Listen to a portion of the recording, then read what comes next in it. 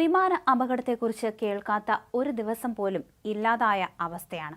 ആകാശയാത്രയ്ക്ക് തയ്യാറെടുത്തിരിക്കുന്നവർക്ക് മാത്രമല്ല, ഏതൊരു മനുഷ്യനും ഇത്തരത്തിലുള്ള ഈ ഒരു വാർത്തകൾ കേൾക്കുമ്പോൾ ആദ്യ തന്നെയാണ്. ഇപ്പോൾ ആകാശയാത്ര ഒരു പേടി സ്വപ്നമായി മാറിയിരിക്കുകയാണ് എല്ലാവർക്കും. 5000 അടി ഉയരത്തിൽ പറക്കുന്നതിനിടെ എഞ്ചിൻ നിലച്ച വിമാനം അടിയന്തരമായി നിലത്തിറക്കിയ അവസ്ഥ. അമേരിക്കയിലെ ഡാലസ് വിമാനത്താവളത്തിലാണ് സംഭവം നടക്കുന്നത്. യുണൈറ്റഡ് എയർലൈൻസിന്റെ ബോയിംഗ് 787-8 ഡ്രീം ലൈനർ വിമാനമാണ് അപകടത്തിൽ നിന്ന് തലനാരിഴയ്ക്ക് രക്ഷപ്പെട്ടത്. ജൂലൈ 25-നായിരുന്നു സംഭവം നടന്നത്. ജർമ്മനിയിലെ മ്യൂണിക്കിലേക്ക് പോകാനായി പറന്നുയർന്ന വിമാനം 5000 അടി ഉയരത്തിലെത്തിയതിന് പിന്നാലെ ഇടതുവശത്തെ എഞ്ചിൻ പ്രവർത്തനരഹിതമാവുകയായിരുന്നു. പിന്നാലെ പൈലറ്റ് മെയ്തേ സന്ദേശം എയർ ട്രാഫിക് കൺട്രോളിലേക്ക് അയക്കുകയായിരുന്നു. തിരികെ വിമാനത്താവളത്തിൽ അടിയന്തര ലാൻഡിംഗിന് അവസരമൊരുക്കുകയും ചെയ്തു. നിറയെ ഇന്ധനവുമായി പറന്നുയർന്ന വിമാനം തിരികെ ലാൻഡ് ചെയ്യുന്നതിന് മുമ്പ് ഇന്ധനം കളയുന്നതിനായി 2.5 മണിക്കൂറോളമാണ് വിമാനത്താവളത്തിന് ചുറ്റും വട്ടമിട്ട് പറന്നത്. ഈ ഒരു സമയത്ത്